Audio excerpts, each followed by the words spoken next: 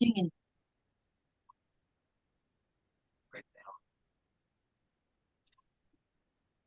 afternoon, everybody. Good afternoon. Hello. All right, so it's 1:30 and I'd like to call this meeting to order. I'd like to recognize we're conducting this meeting on the unceded territories of the Upachessa First Nations and Tisha First Nations, and we're grateful for that fact. Notice to attendees and delegates of this meeting is being recorded and live streamed on YouTube on the regional district website. Attendees can register to watch on Zoom. Questions can be emailed to the ACRD at responses@acrd.bc.ca. I'd like to welcome everybody here to the meeting. Because we're conducting our business in a hybrid format, I will go around the table here first and introduce those are online. And I am Mike Sparrow, and I am the chair of the EA Directors Meeting. Good afternoon, Cynthia Dick, General Manager of Administrative Services. Good afternoon, I'm Rennie LaCourcier. I'm the alternate for Sprout Lake. Good afternoon, Mike Hurd, General Manager of Planning and Development. Good afternoon, Alex Dyer, Planning Manager. Hello, Daniel Sayal, the CAO for the ACRD. Thank you. And I'll go to Director Sega. Thank you. Veda Sega, Director for Area C, Long Beach. Thank you. Director Beckett. Good afternoon, Bob Beckett, Bamfield, Area A. Thank you. Director Roth. Good afternoon, Susan Roth, Director for Beaver Creek, and I represent the best interest of the people of Beaver Creek only. And Director Boyd. Frank Boyko, Electoral Area Director for Beaufort. Thank you all. I'd like to now call to approvals of the agenda. Motion to approve. Is there any late items on the agenda? Veda, did you move Director Sega, did you move the agenda? Have a seconder? Second by Director LaCourcier. All those in favor? Opposed? Carried.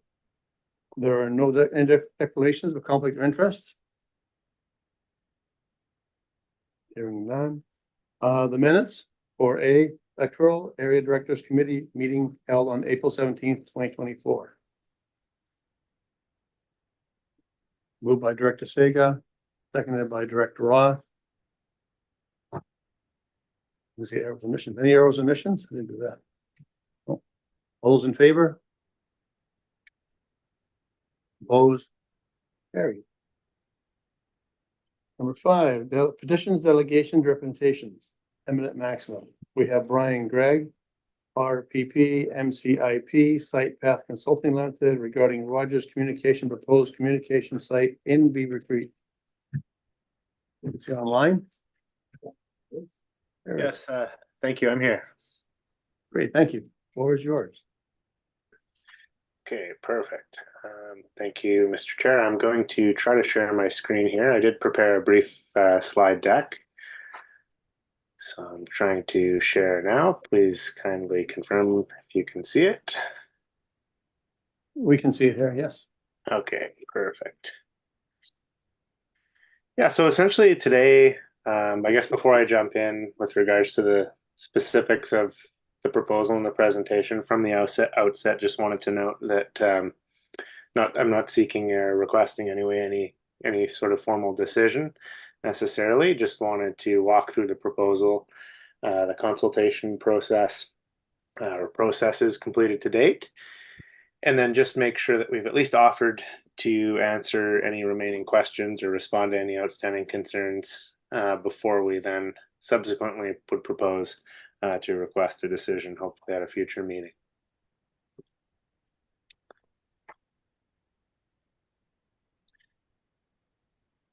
So I'll share some details of the proposal, got some drawings, photo rendering, can share the results of the consultation.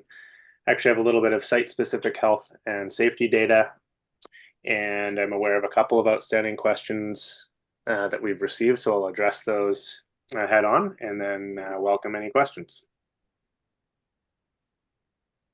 So very briefly, here's the proposed tower location in the Beaver Creek area. I guess just south of DeBow Road. And then up on the north of the photo, you can see the McLean Mill historic site, which is roughly 1.7 kilometers to the north. Sorry. On this slide, you can see on the left our partial site plan. And on the right side, you can see a tower profile drawing. So essentially on this site plan here, you can see we're about a 15 by 15 meter compound size. So quite a small sort of postage stamp size area on this currently large 26.05 acre lot, which I understand may also be undergoing a subdivision process.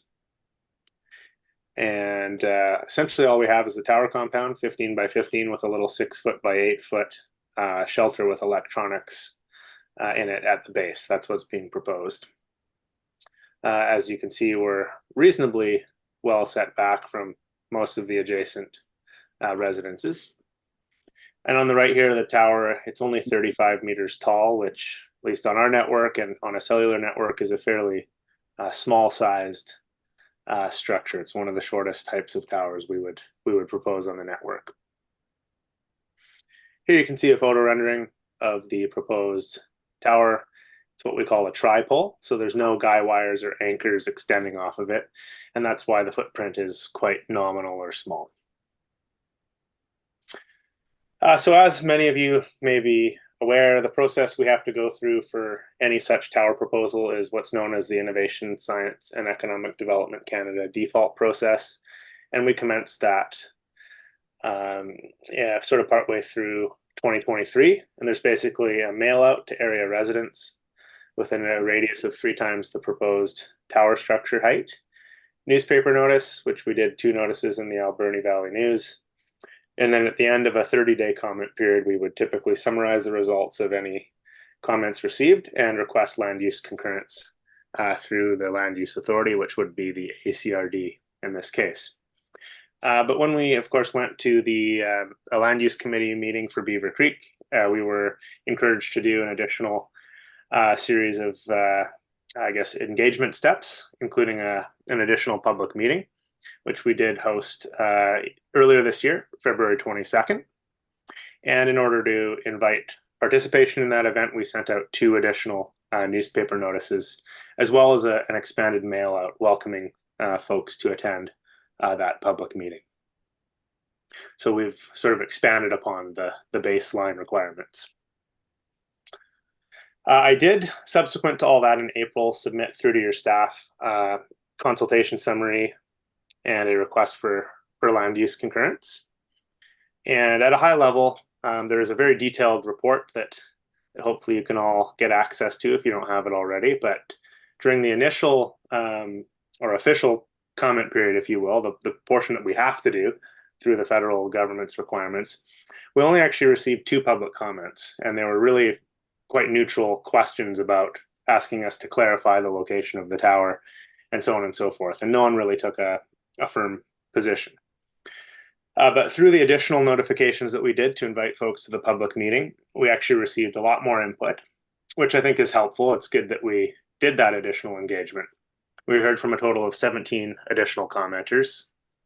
6 of those indicated, I think, quite clear support, so about 35%.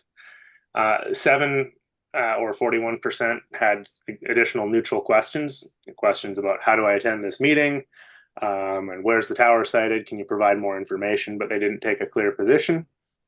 And then 4 commenters stated concerns or some opposition to the proposal. So depending on how you slice and dice it, if you look at the supporters and those with neutral questions, that represents the majority of folks. And then there's 24% that were concerned or in opposition. That one of the main outstanding questions that we've received, including through the area director Roth, I believe, is just encouraging us to share, I think, more transparently some health and safety information and data. I do think that there's quite a lot of, at least in our view, misinformation out there online about how the technology operates. But at a very high level, every wireless communication site has to comply with Health Canada's Safety Code 6. This is the regulatory requirement that the industry is bound and required to follow.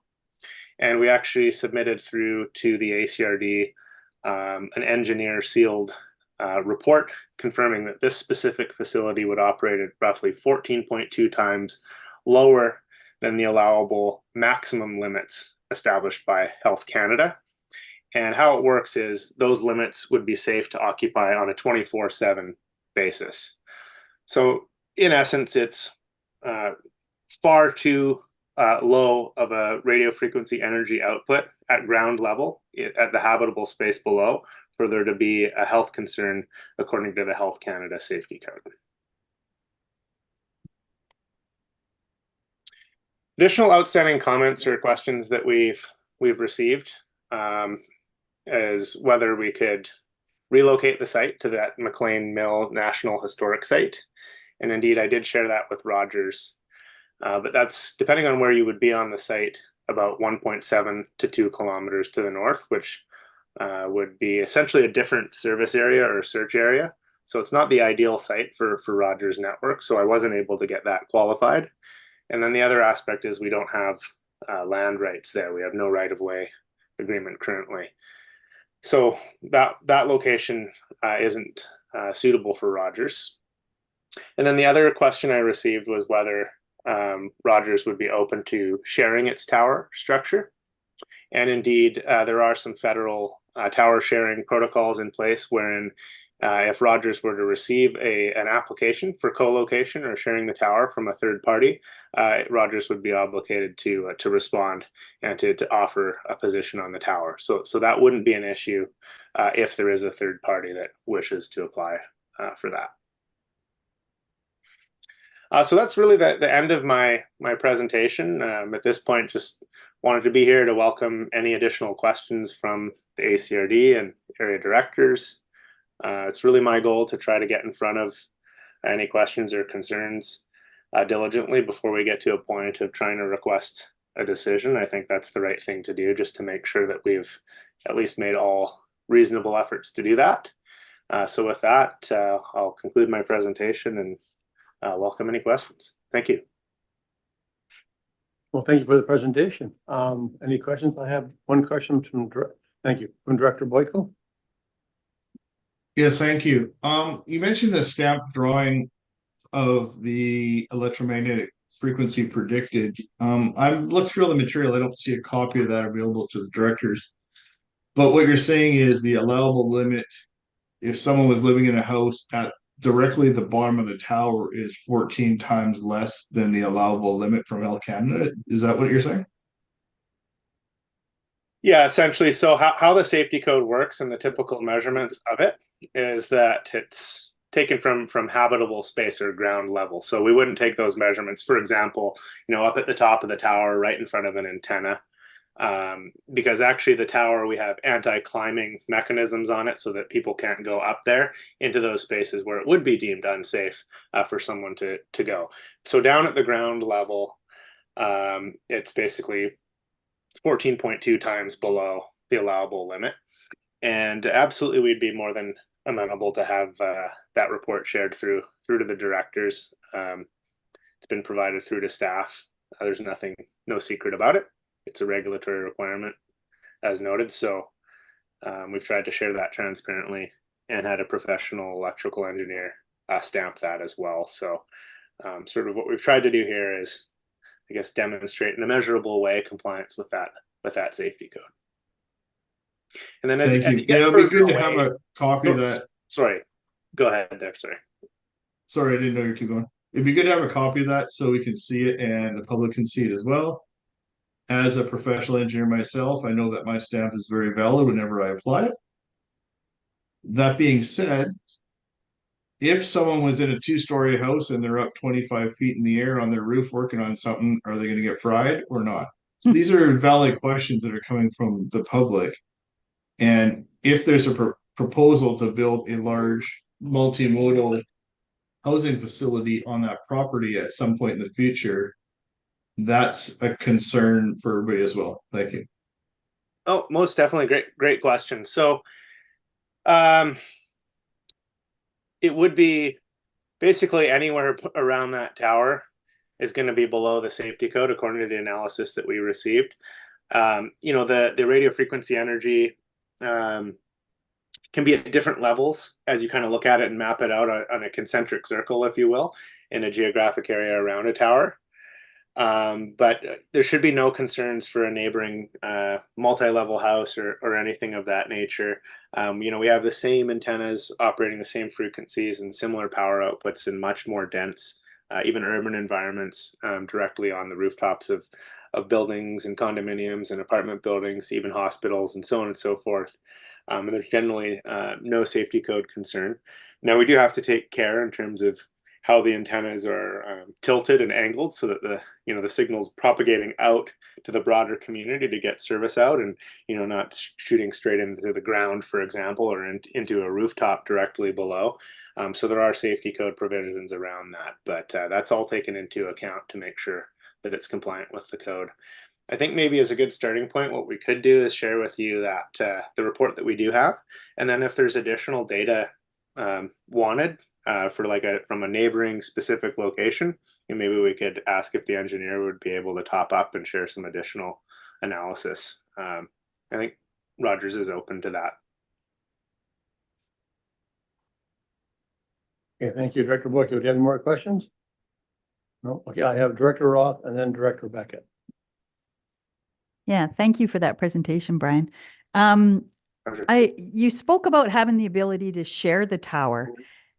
And from what I understand, there's a TELUS tower that's going to be built about 1 kilometer, I guess, west of there. Why couldn't you use that tower? So with regards to this TELUS tower, has that been proposed and approved? Or? Yeah, it doesn't go through us because it's on agricultural land reserve. So they don't need our approval from what I understand. I don't know that for sure. So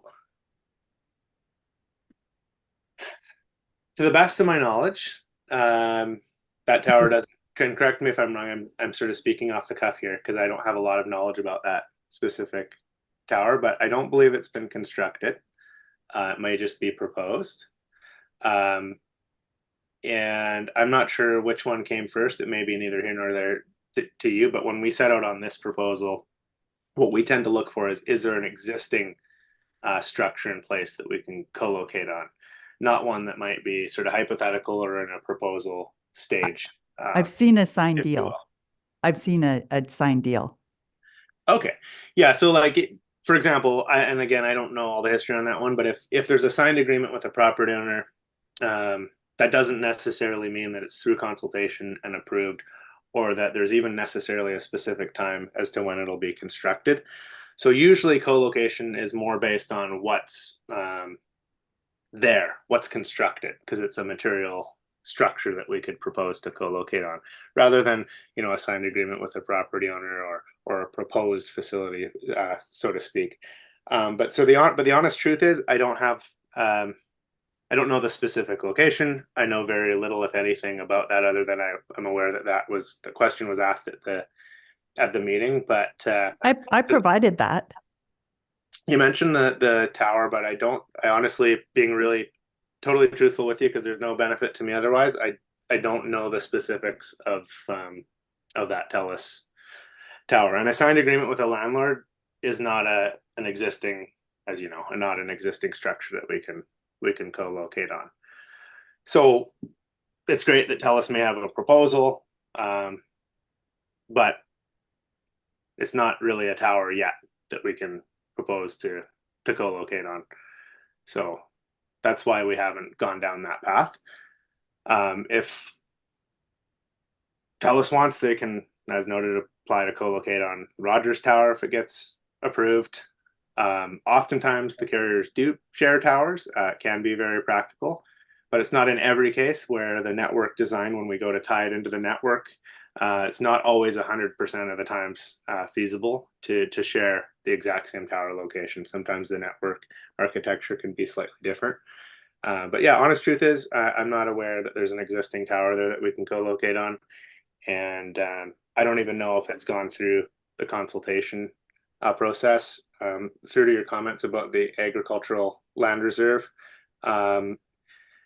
if a tower is proposed on ALR land, if there's no need to go to the Agricultural Land Commission for a non-farm use application, but you still have to get land use concurrence from the local government. And I'm not aware, maybe others here are, but I'm not aware that TELUS has gone through consultation or got a tower approved within that. Maybe we can ask staff to check it out. Maybe that would be good. Thank you. Yeah, no, absolutely. I think we should at least be made aware of it if that is indeed the case that it's been approved. Okay, thank you. Welcome. Okay, thank you for that. I'm gonna ask Daniel to step in and maybe he can provide some clarity of this question. Yeah, so correct me if I'm wrong, but we have not seen an application. And even if it's on ALR land, the process would still be to come through the ACRD in the same way that Rogers is. So I think similar to what's being said right now is that maybe there's an agreement with a local landowner, but there has not been a formal process filed or reviewed by the ACRD. I can provide you with a copy of it too. just so you know. Yeah. But even then, like Yeah. even if you provide a copy of it, to Brian's point is there's no tower there right now, and for a tower to be built, TELUS would have to go through exactly the same process as Rogers, which would then place them behind Rogers in terms of priorities of processing. But That might be an assumption, because I don't know that they have to do that. Like, I'll find out more information and I'll provide it to you. well, fair enough, but I just in terms of process, they do have to follow process even on agricultural land.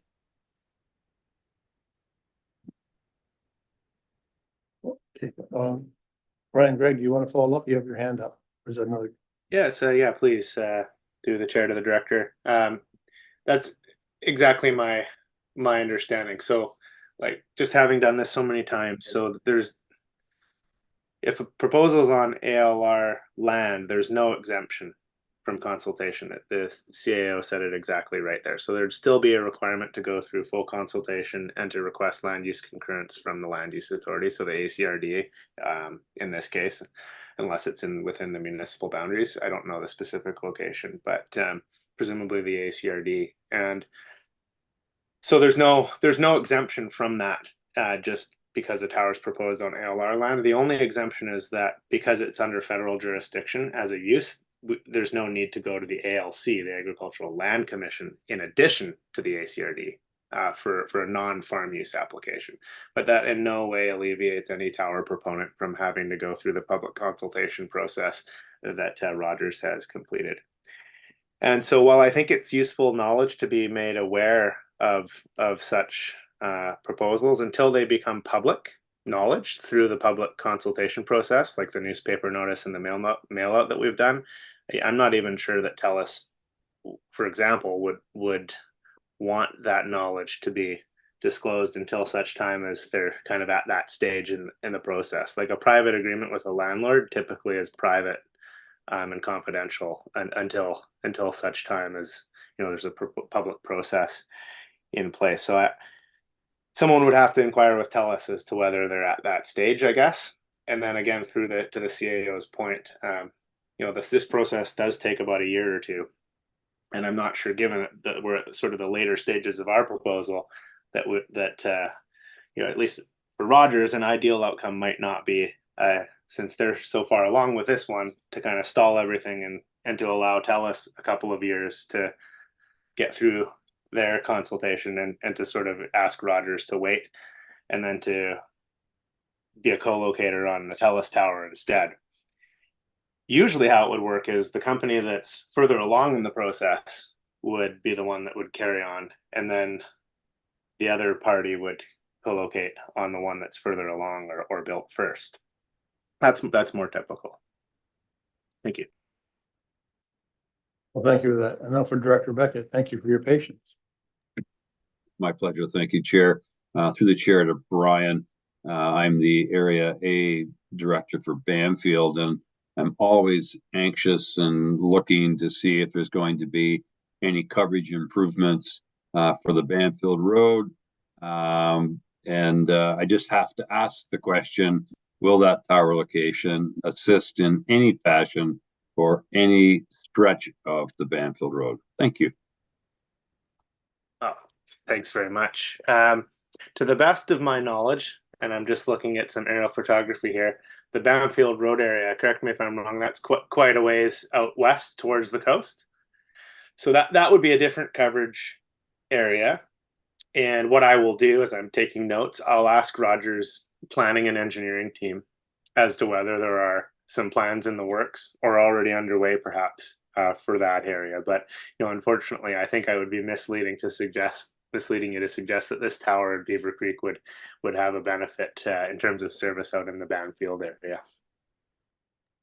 And back through the chair. Wrong answer, Brian. Wrong answer. But on a serious note, I that's what I expected. But I would appreciate you getting back to let me know if there's anything's planned. And I recognize it's all driven by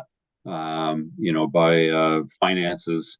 And TELUS, we have the same conversation with TELUS on a regular basis. But I would appreciate if there's something coming, that's great. And if not, I understand. Thank you. My pleasure. If I may respond, Mr. Chair. Go ahead. Yes. Thank you.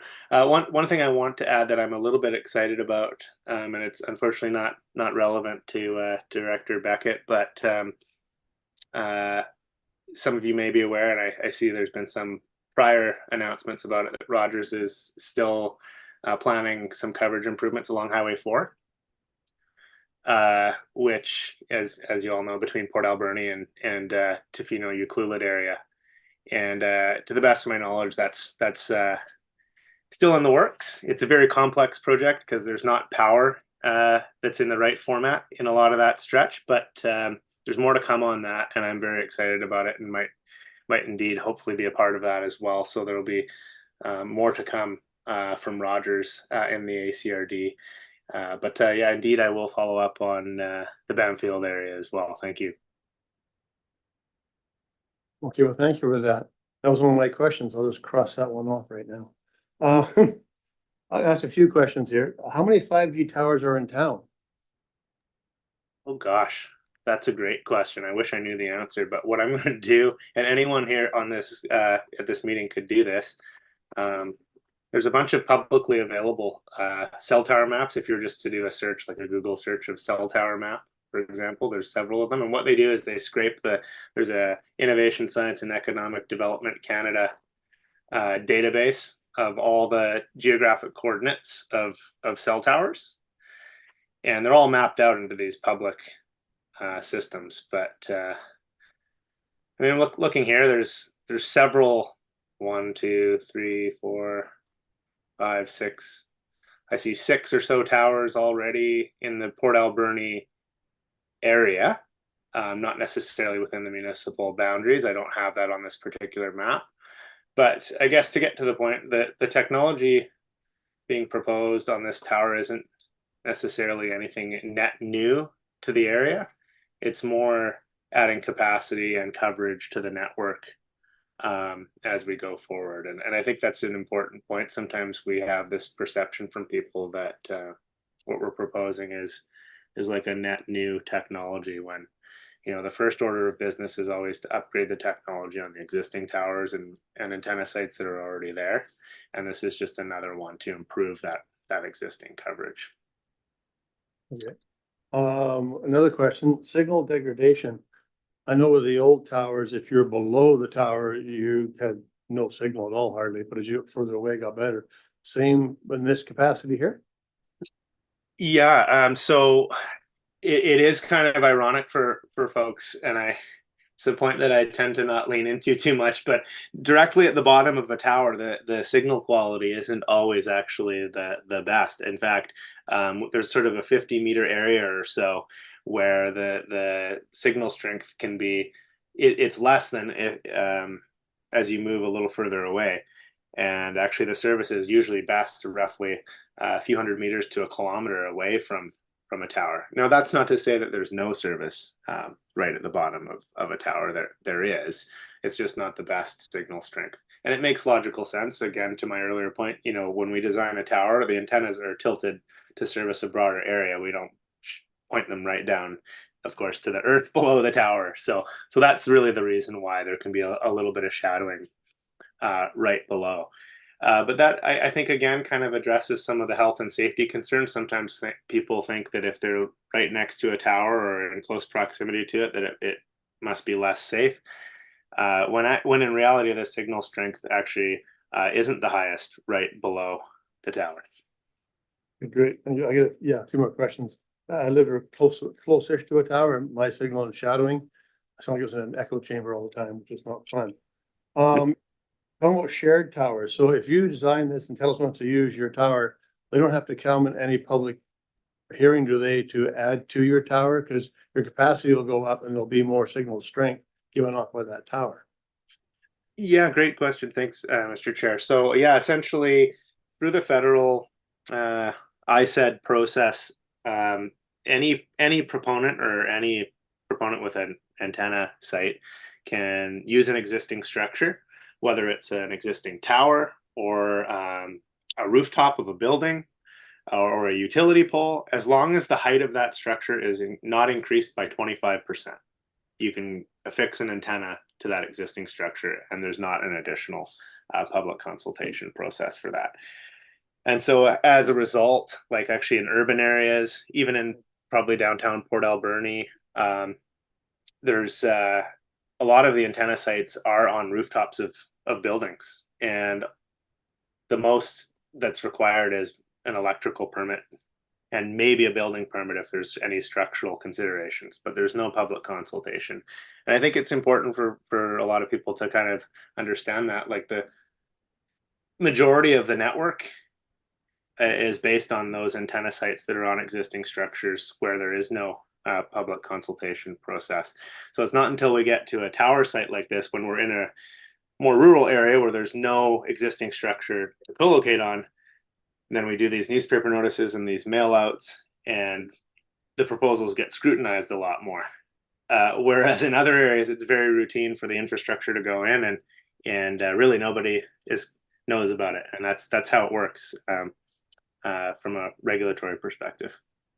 Okay. Just one point of clarity. You said 25% higher than the existing structure. Does that mean, so if you go higher than that, you need to go back to public consultation? Is that from the original height, or can you add slowly over time? Yes, thank you, Mr. Chair. So how it works is, I guess to back up a step, we would never, in my experiences, having done hundreds of these proposals, we would never propose a tower that's not tall enough for the foreseeable future and needs. It just doesn't make sense from a cost and a design perspective. If we thought we needed the tower to be 25% taller now, we would have proposed that in the first place. So that's not what's, just to be clear, that's not what's going on here. There's no intention to do that. But if I don't know, let's say TELUS or a third party were to come along and affix an antenna to the tower and mount it on a pipe that was 25% above the existing tower, they would have to go through consultation for that. But there's no incentive for them to do that. It's better to keep it within the allowable height. And then practically speaking, from a structural standpoint, it's very costly and not always feasible to, it's complex to structurally upgrade a tower to increase its height, unless it was designed with that intent in mind. So generally speaking, I almost never see tower height increases. I think that rule more applies to structures like buildings. So sometimes as you drive around town, you might see there's these antennas on rooftops of buildings, and there's no consultation as long as they're mounted in a way that's not 25% higher than the existing roof. That's usually where you see this kind of thing. Whereas on a tower structure, like a cell tower that's designed for this, usually antennas are just mounted right on that structure. I'm not sure if that answered your question. Close enough. Thank you. I have Okay. Director Boyko has a question. Thank you, Chair. Yeah, I'm just looking at the cell phone map. So basically there's 5 sets of towers in the valley. There's only 2 that are 5G right now. They're both in remote areas. There's the new Rogers Run out by Sprout Lake above the Sterling Arm Drive area. And the other one is across the canal up on the hill where we had the fire a couple of years ago. If you're from the valley, you know what I'm talking about, across from Harbor Key. So the 3 sets in town, one's actually across the street from the ACRD building on the courthouse roof. The other one's on top of the high rise on 10th Avenue, and the other one's over by not Canadian Tire, but south of there by the across from the casino. There's a couple up there. So all the rural ones that are close to a human habitation, none of those are 5G. That's why this is people just want more information about the health and safety because this will be the first 5G one in the valley that actually people live close by. That's where all this concern is coming from, right? Yeah, I may through the chair to the director. No, well, that's well understood. So, I guess as some context, the Safety Code 6 analysis that's been provided and that we can subsequently share with you directly with the engineer's seal on it, that does take into account all the latest technologies. And then having further discussions with the electrical engineers that design the network, because I'm not an engineer, and I have some technical knowledge, but like many, have to do a lot of reading and learn as I go because my expertise is more in consultation and land use.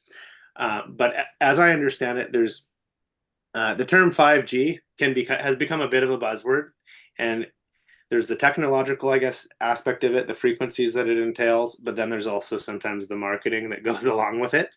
And it's my understanding that a lot of folks, when they think of sort of true 5G, if you will, and the flavor that some people have questions about is what are known to be the millimeter waves. And those frequencies don't travel very far to be practical on a suburban or rural tower site. And they really generally are more practical to be deployed in dense urban areas on what we call capacity sites, or we have an infrastructure called small cells, which are these little cell sites that are almost like the scale of a Wi-Fi router. But you have to have them every couple hundred meters because the signal degrades after that point. It doesn't travel far enough. And each node, each small cell has to be connected directly into a fiber optic cable in order to operate. And so when I've been talking to some of the radio frequency engineers, those millimeter waves just don't make sense on a rural tower, which by the nature of how a tower is designed, they're quite tall. The antenna's already 100 or 200 meters from the closest neighbor.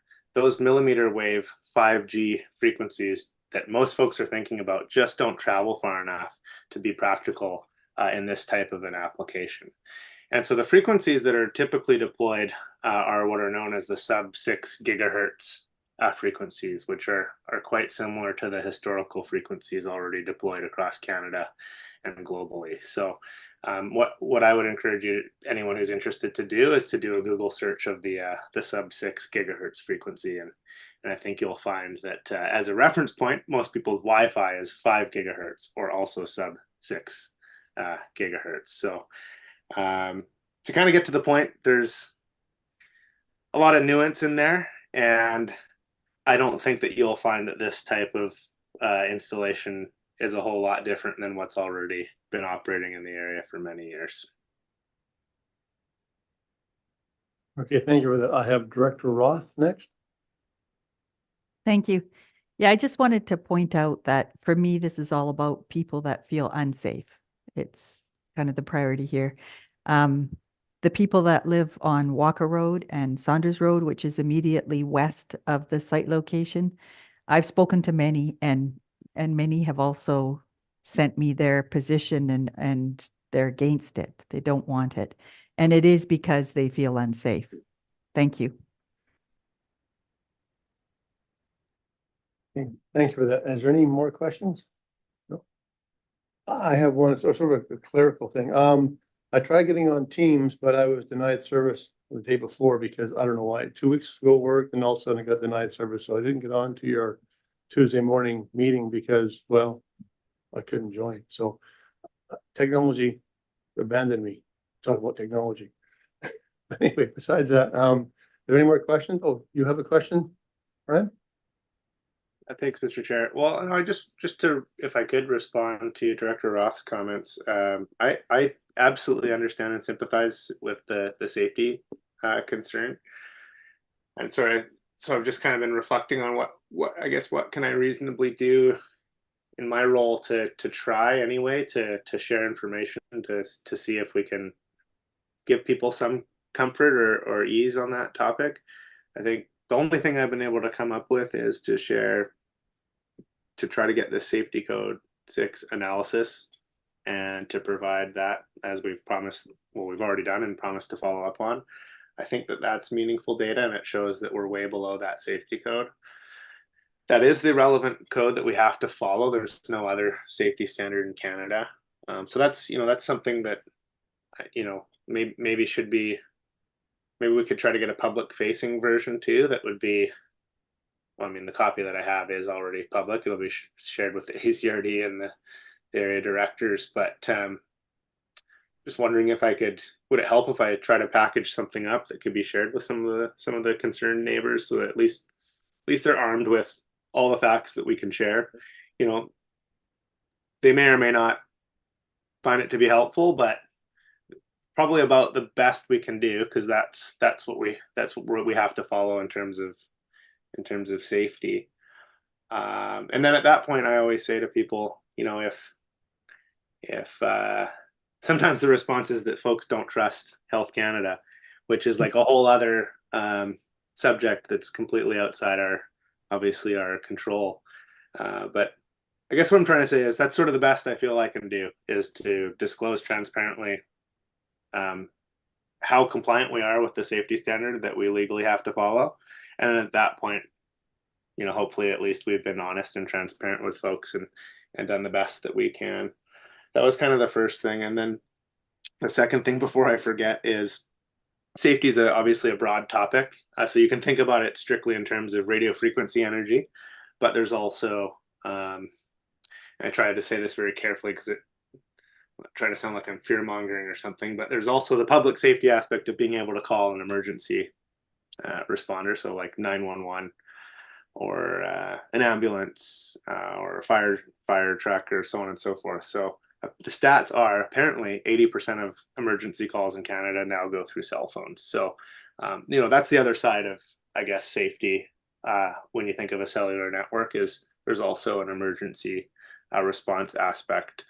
And I'm not so sure that in Beaver Creek currently that there's reliable connectivity for a lot of folks. So if someone was out on their large acreage and had a heart attack or an unfortunate incident, they may or may not be able to call for help. So, hopefully folks can get all this info and then from there make an informed decision whether or not they support it. Okay, thank you. I have Director Boyko and then Director Roth. Hold on. Sorry, I was muted. Just to work towards finishing this up. I think sharing as much information as you can will be helpful. You got to remember you're following on the heels of Health Canada COVID stuff. And there's a lot of mistrust out there about what was put out there through a lot of various means. And we don't need to talk about that here, but I'm ready to make a motion that this information be received to the board and carry on. Thank you. Okay, Director Roth, are you seconding that motion? Do you have a question, Director Roth? No, you don't have a question. Okay, so I'll make one final comment for that. You're talking about the 5G, different types of 5G. You're sort of saying with the microwave length or some. Maybe that might be helpful if you put that information package, as you go forward, because to everybody 5G is just 2 letters, but they mean everything. So if you break it out into what you're talking about, it might help disseminate some of the information out there. So thank you. Any more questions? So we have a motion on the floor. Okay, I'm going to call the motion. All those in favor of the motion? Okay, all those opposed? Okay, motion carried. I thank you for your time, and you've been very informative. Thank you. Appreciate you guys hearing me out. Thanks so much. Thank you. So moving on, we have no request for decisions and we have one report. Report for information, request for discussion options for electoral area incorporation by Cynthia. There you go. Okay, thank you. So you do have the report for information in your agenda package. So this came from as a result of the April 17th electoral area directors meeting with the notice of motion to discuss the incorporation of Beaver Creek at the next electoral area directors committee meeting. And staff thought it would be appropriate to just provide information on what was done in the past in the district, as well as what would be the steps for moving forward with this if the committee and the directors were to support moving forward with it. So in 2017, Salmon Beach did apply for funding from the ministry to do an incorporation study. They were unsuccessful in their application because there was no funding remaining, and they did not move forward with another request since that time. In Sprout Lake, there was in 2007, there was the incorporation study, and this was led by the Sprout Lake Municipal Incorporation Study Committee. And at that time, there was the Sprout Lake Municipal Incorporation Study Technical Report, which was completed by Sussex Consultants. And I do want to make an amendment in the report. So in that paragraph, it does state that a majority of residents did not support moving forward to a municipal referendum at that time.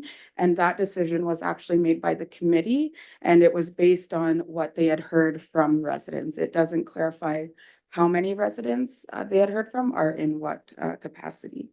So just wanted to make that clarification on the report. And outlined in the report is the process for moving forward. So as stated, we would require support from the ACRD board. It's generally a six-phase process, and it would require some financial contribution from the ACRD. However, we would also apply for funding from the ministry to move ahead with an incorporation study. And yeah, any questions? Thank you for that. I see Director Roth has her hand up and then Director Boyko after that. Thank you for that, and thank you for gathering the information.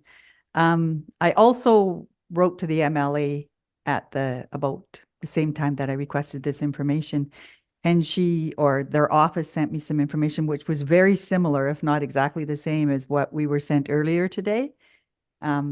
Anyways, one of the things that came up was concerning community interest, and it said there must be broad support within the community to examine governance. The local government advocating for study must be able to demonstrate this. There should not be any other major projects underway in the community, and there actually is. So being that we have Beaver Creek has a new large project, not that it's approved or anything, but it's a priority. And it's to establish or reestablish a new water source and add advanced water treatment to our system. So once we've completed that project, then we may proceed to look at changing our governance structure. We don't want it to be complicated. We want it to just be smooth. So at this point, I would like to put everything on hold for Beaver Creek until we finished doing what we can for our drinking water. Thank you. Okay, thank you for that. Director Boyko.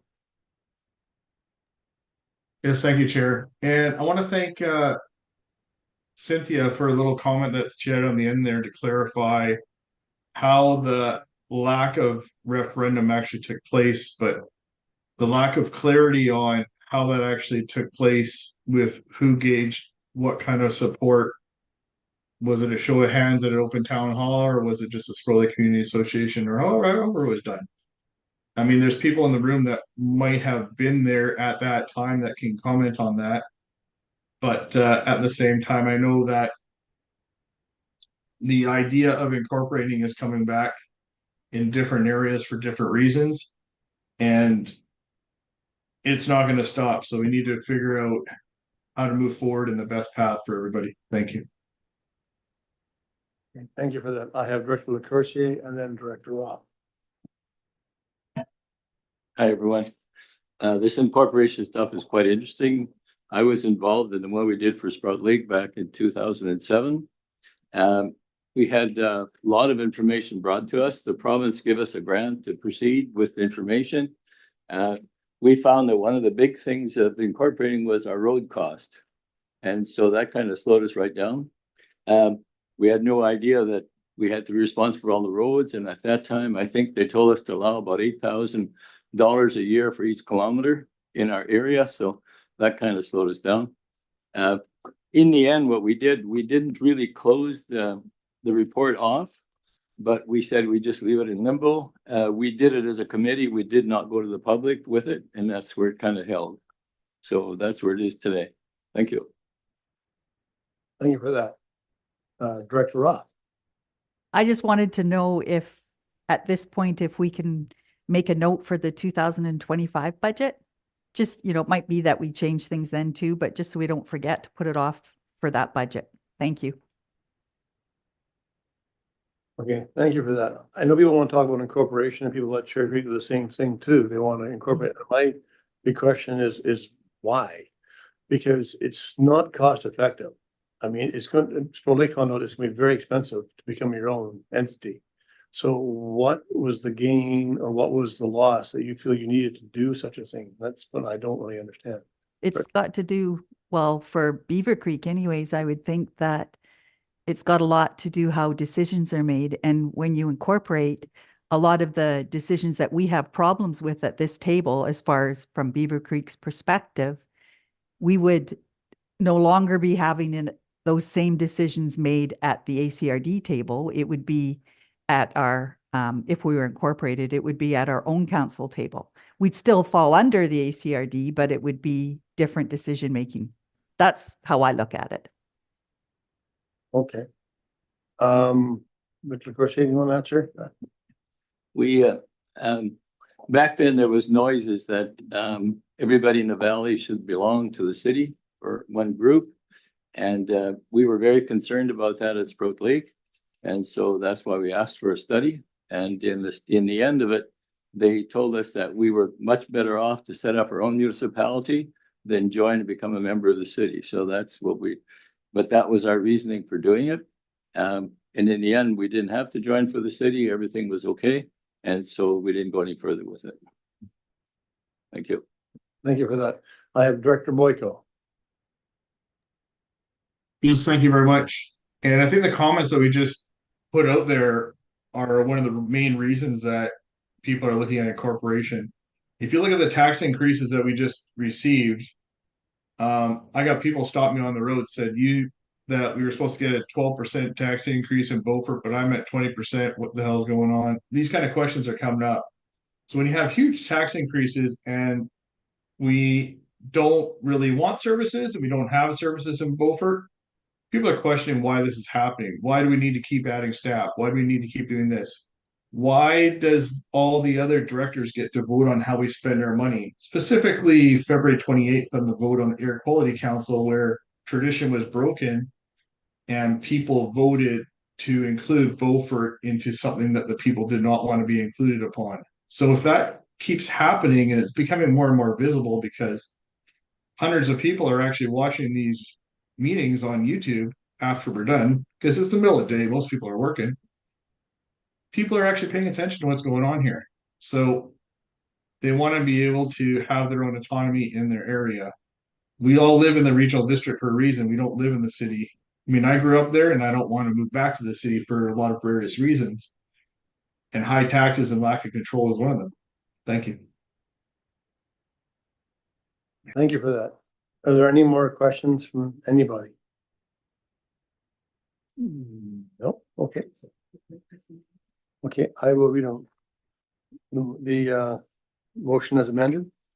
The Electoral Area Directors Committee receives the report as amended, which would be for next year. Is that right? Well, just the verbal collection. That's it. Yeah, the verbal collection is, okay, for Cynthia. You corrected her one paragraph. So can I get a motion on that in a second? Oh, you go. We got Director Beckett and Director Sega. Any more questions? Okay, all those in favor? All opposed? Motion carried. Thank you for that. We have no late business. Question period. We have nobody in the gallery. Anybody on Zoom? Or anybody that's emailed the ACRD? We have no questions on Zoom and no questions received by email. All right. That brings us to the most favorite part. Motion to adjourn. Director Sega, seconded by Director Roth. All those in favor? Motion. Bye-bye. Have a great afternoon. Go get some sunshine. It's nice out there. Talk to you all later. Bye.